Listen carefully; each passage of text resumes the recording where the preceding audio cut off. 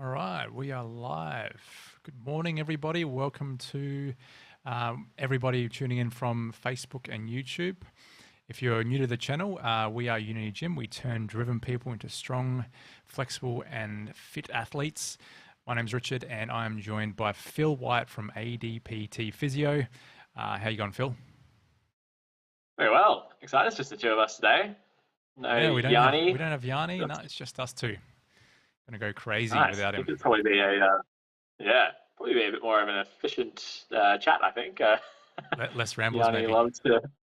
Yeah, I don't know. That's what. I can get on the roll. So, and especially what we're talking about today. So, yeah, Yeah, it'll be a good it's a one. good topic. It's a great question. We got a question from one of our tribe members, Peter Ben, around pain. He's going through a bit of discomfort, and he has a genuine question about exercise relating to to pain. And so the question he's got for us is, I'll read it out for you, everybody. Hello, I have neck pain and herniated discs C4, 5, 6, and the thing that helps pain the most is lifting weights regularly. The second most helpful activity for pain is cardio, and the next mildly helpful activity is stretching. But stretching mixed with cardio and weights is super effective. Is it just my experience, but do you have any ideas why weightlifting is so effective for pain management?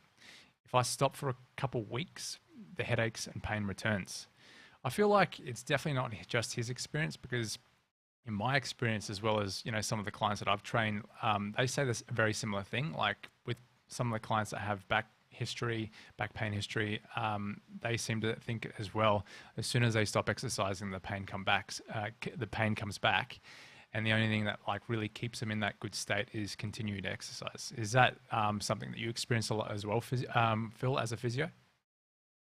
Yeah, and not only my patients, but even myself, and even currently right now. So, my usual training was kind of mixing, like following basically the UMS, but recently I've got right into my endurance and did a half Ironman 7 weeks ago, and now I'm doing my first marathon on Sunday. And with leading up to a race, you sort of need to take a taper week, and so I've cut back my training basically to no running.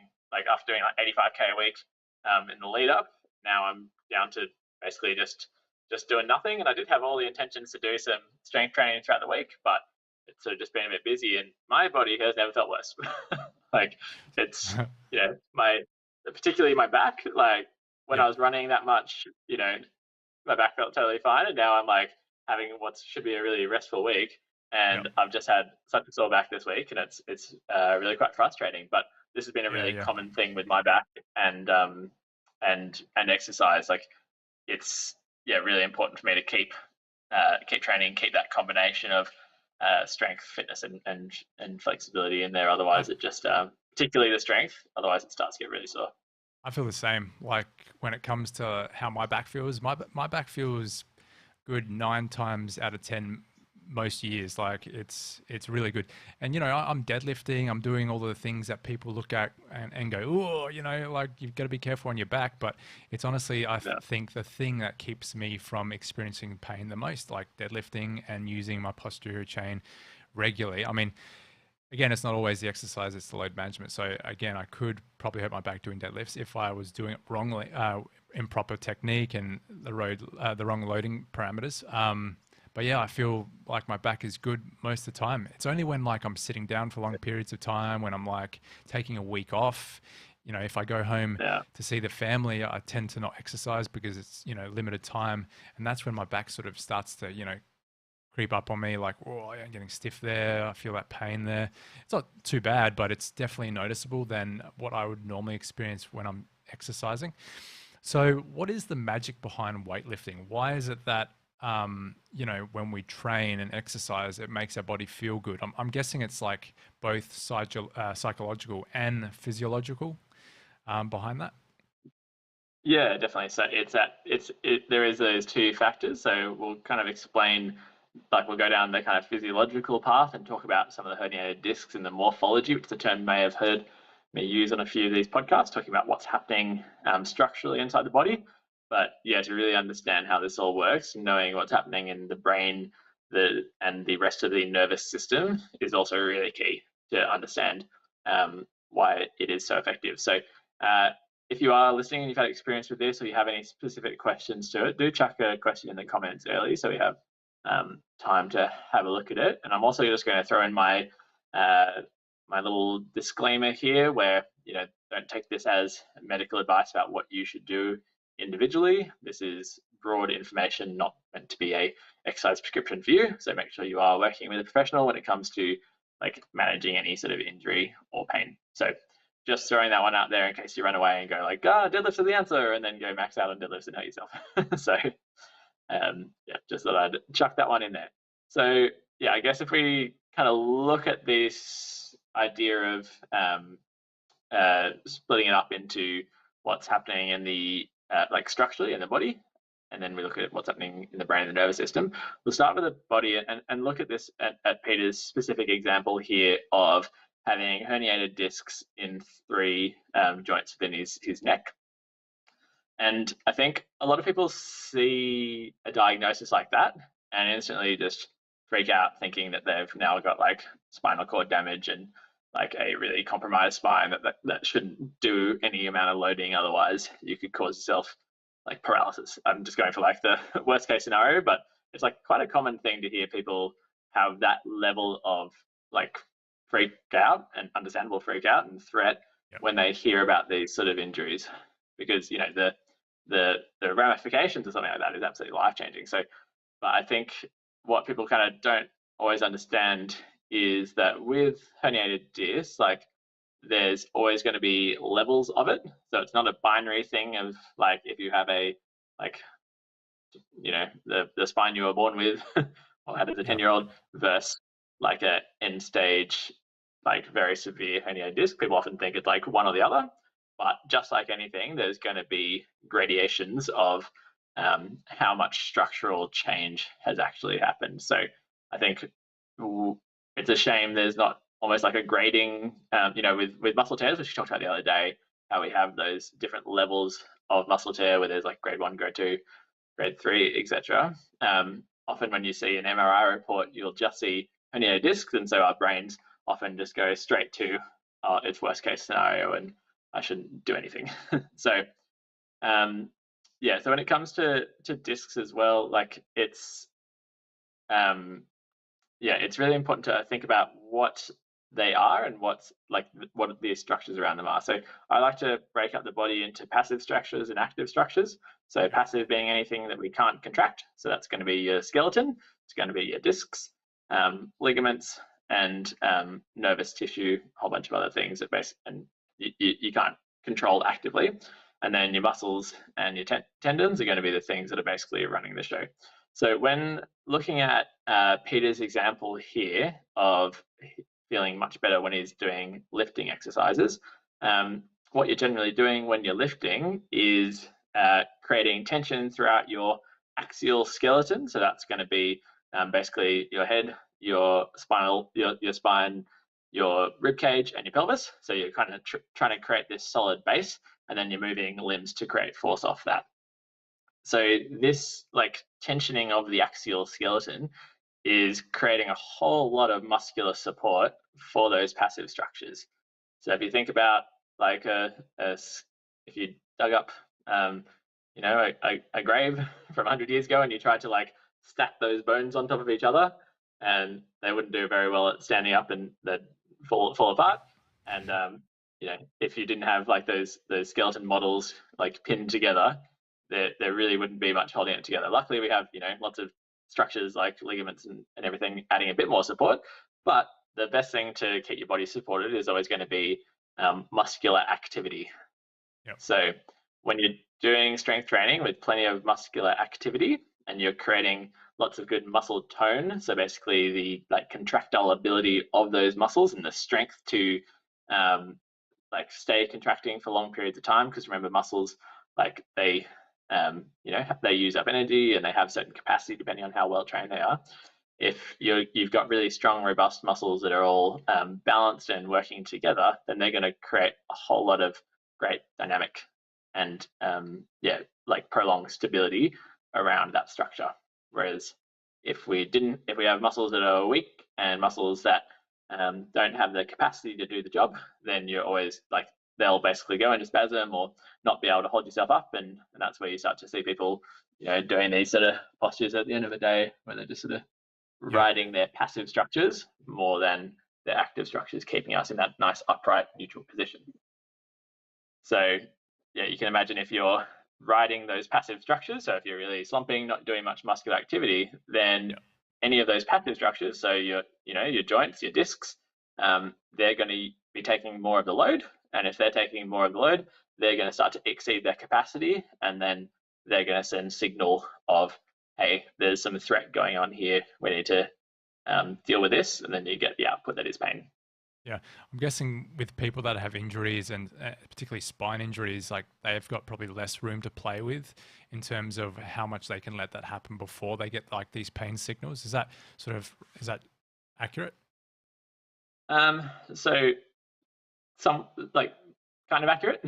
Obviously it's always going to depend on individuals and their everyone's got different levels of everything depending on their exact context. So I think sometimes we fall into the trap of treating all like axial skeleton injuries, or particularly spine like injuries around the spine, as being something totally separate to peripheral injuries, but in many ways they kind of act very similarly. And I think sometimes like it, and sometimes it's totally appropriate, but sometimes we kind of go a bit too hyper protective and then end up like deloading, underloading those muscles of the back because like we're too scared of the ramifications. But by underloading, then you end up causing more harm than good, because you start to decondition the structures around it, and then you also sort of start to instill some real like threat to the person and loading their spine, which that's going to lead quite nicely into the psychological factors. But before we move on, is there anything sort of on the like physical factors that you think is worth exploring further?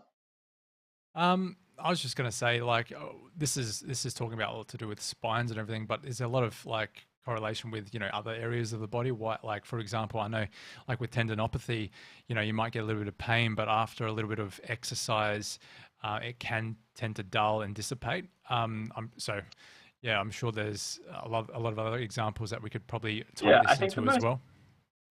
Probably the most direct example that has the most similarities is going to be something like joint arthritis. So having changes, like structural changes to your cartilage within your weight-bearing joints particularly, so like your hips and knees and ankles. And remember, it doesn't have to be lots of structural change to cause pain. You can have people with a very small amount who have massive pain. You can have people with lots of structural change with no pain. So again, we're going to explore that a bit further in the physical side, in the psychological and neurological side of things. But certainly there is a lot of similarities around this with, particularly sort of joint pain in other areas of the body. But tendinopathy is a slightly different sort of mechanism. It's its own sort of beast, but certainly with lots of other joint pain, you're going to have something similar. Okay, so let's get into the psychological. What about our brain has to do with our injury?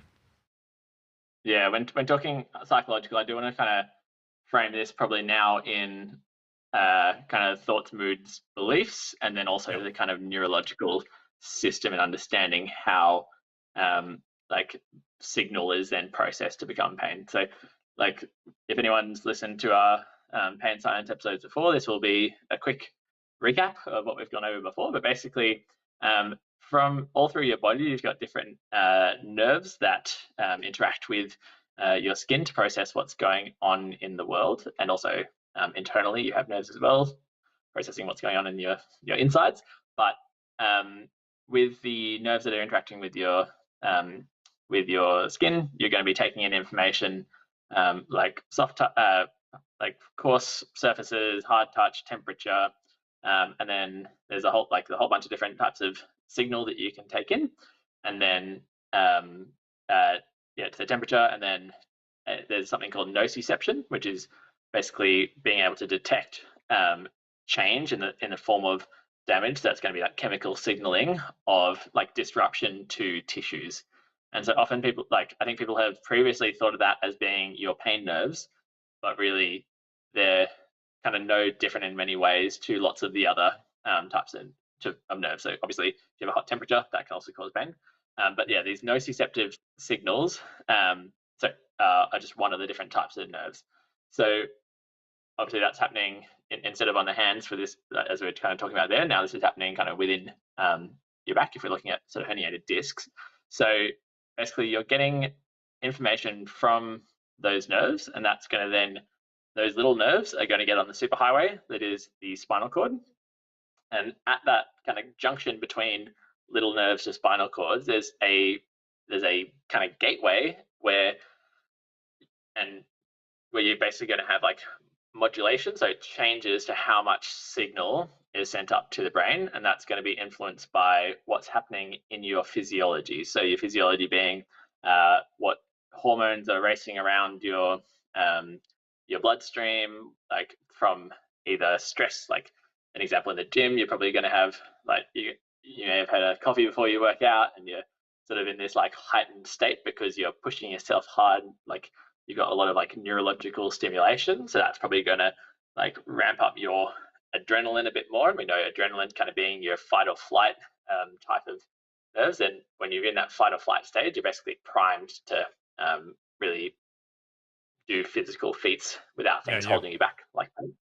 So if you're in that kind of state, then basically if you're in that kind of prime state, then your body's going to be like, okay, or your brain's going to not want overload of information, so the signal is often going to be turned down. Other factors that will influence that stage is going to be, I guess, your metabolic system, so blood sugar levels, like those kind of factors from your diet or your stress as well.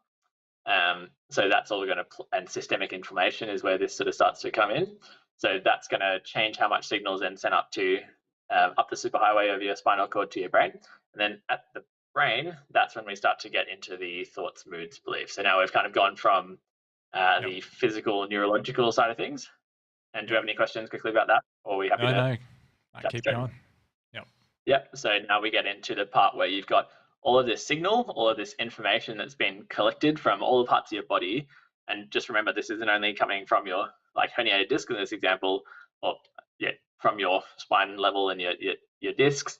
This is also constantly taking in information from every single part of your body, basically at all times. So the fact that our brains can process this and give us useful information is just like amazing.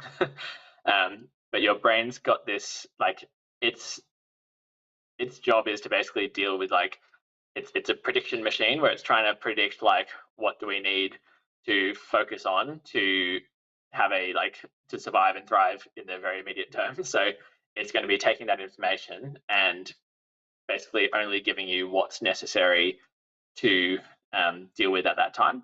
So if you've got all this signal that then is coming up and it's being processed through your thoughts, moods, belief, and context, that's going to really change how much of this signal is going to be determined to be an output that is pain, or it's going to be kind of put in the bottom drawer and ignored. So yeah, with pain, you can see how at no point here is like there being a direct line of signal or like input to pain. It has to be modulated through and processed through all these factors, and then the output is your pain, and that's sort of seen as like the perceived threat from your body. So if we look at what's going to be happening when you're training in the gym, you're doing weights regularly, it's basically your brain is like, hey, look, my body's doing all of these movements that are under load. Like my body is strong; it's able to handle lifting heavy weights, like doing these deadlifts and squats and all the things in the UMS program. Like if it was someone else who kind of came in and had never done weightlifting before, like lifted weights before, and they start doing this, and they know someone who's like injured their back and started getting sciatica from like a gym injury, that person might come in, start doing a lift, start to feel loading of the musculature around their spine, and their context might be, oh shit, like I don't want that to happen to me, and then that might send signal to that area to be in a bit of pain to basically signal don't do it. But if you can train your brain by like progressively increasing what your body is exposed to, Yep. you basically can, and if you have a positive context around loading your body, being in the gym, doing things that make you happy, like for a lot of people, going to the gym and doing cardio and stretching is really great for stress management. So that's going to change at the spinal cord level, that those kind of systemic factors. Often when you're exercising well, you're probably going to be eating a bit better. You're often going to be sleeping better because you're actually tired. So all of those factors are changing at the spinal cord level. So you've kind of got a whole lot of different factors now from those positive health behaviors that are going to be not only influencing the kind of systemic level, but then also they're going to be working on the physiological level of building up muscular stability, muscular tone around the area. And they're going to be having this like, yeah, really great feedback loop on your brain to show that your body is strong, that you're capable, and you're not at risk. Yep.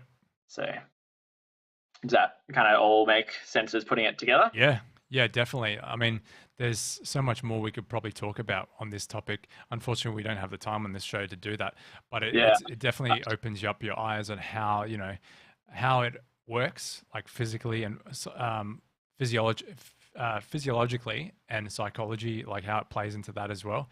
So, yeah, man, that's a good summary, I think, of that. And what would you And the last say? sort of one thing I want Oh, to yeah. just one last kind of analogy I quite like with this is when you're sitting around all day and you've just got like headaches and a sore neck and you're trying to do maybe work that you're not overly excited about and you're sitting at a computer, like I kind of think about this as like browser windows. Like it the pain in your neck browser window and headache browser window kind of start to like take over more and more of your computer screen, and it just takes over like more of that being, it takes over like more of your brain, and it just becomes this like you can't focus on that little corner of things that you're trying to do, whether that's at work or maybe at home, like trying to do something else that you enjoy. Like it just kind of takes up so much of your field of view that you can't like see past it.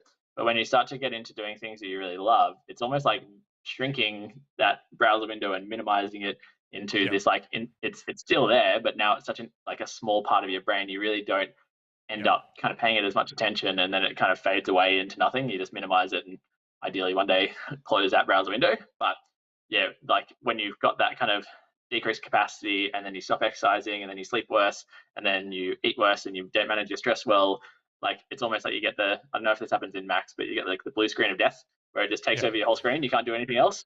Like Yep. that's what Yep. this sort of pain can be like, where you've still got like the same thing structurally going on, but Yep. all those systemic factors and brain factors are now just changing how much of your brain it's taking over. So I don't Yeah. know, I'm working on different analogies and I kind of like that one. I th- yeah, I think that's a good analogy because it's often like you're saying, like pain sort of it takes over our lives. It really it can grow if you let it. So I think it's really important for those people out there that if you're considering not exercising because you have a little bit of pain, like of course this is a whole nother topic whether you should exercise with pain or not. But again, if we're talking about if you're going through some discomfort like neck pain or whatever, or somewhere else throughout the body, it's not always the answer to not exercise. And if anything, it might actually make you feel better to exercise. You just got to approach it the right way and seek guidance before you do. Because I personally think that like it's better to move your body than not move your body, whatever the case. It just has to be at the right level, doing the right thing. Yeah, what do you think, Phil? Yeah, and that's the thing. Like you can't just like, I mean, you might get away with it just going from like, if you hear this and you're like, sweet, I'm going to get straight back into full on training tomorrow. Like you might get away with it, but you probably won't. But you've just got to find your on ramp so you can then basically start to like build up your capacity, and that's both your like physical capacity, but also like you've got to deal with this sort of this lizard brain that you can't just think your way out of pain. You've got to Yep. prove to this lizard brain part that's like you can't control that you're safe, you're capable, and you're strong, and everything's all good. So yeah, again, you can't just go like 0 to 100. You've got to find your on ramp, and then basically like prove over and over again that what you're doing is the right thing. And things that can help with that is having a plan, like knowing that you're doing the right thing, like following psychologically, that really helps. Instead of just you're there like, oh, should I be doing this? Shouldn't I be doing this? Like that's where often people sort of fall off the wagon a bit and then just go through these cycles of doing nothing and trying again, hurting themselves, doing nothing and trying again. But just like I always like to think, if you're kind of having issues, take 1 or 2 steps down the ladder. Don't jump off the ladder. Like you can always just regress what you're doing and still be giving your body the load it needs to then get you ready for anything. So yeah, if you need a plan, you know where to find one. Definitely. So that being said, if you guys are living in Australia and want to consult with Phil, you can contact him. Whereabouts can they contact you, Phil? Yeah, basically on the ADPT physio social media platforms are probably the best, or tag me in one of your posts. That's Phil White. And yeah, I do consultations online with people all over the world. North America is a bit tricky because of some insurance-y things, but if you are from there, do reach out and I can hopefully point you in the right direction. Otherwise, like my recommendation is just to like general exercise programs. You often don't need to be quite as specific as you think. Even just following like a general exercise program progressively is going to be great. But if you do have these sort of issues, like starting off with a diagnosis and having some ideas around which variables you need to be, variables being intensity, range of motion, strength, speed, complexity, like which of those you really need to be careful with, or which movements you need to be a bit more wary of. But then, yeah, following a general program is often a great way to go. And yeah, awesome. Great conversation with you, Phil. Always a pleasure to have you on the show. For everybody watching, listening, hit the like button if you are enjoying the video, the content that we're producing. Subscribe if you really like it, and leave a comment for the algorithm to help us out, to show your appreciation.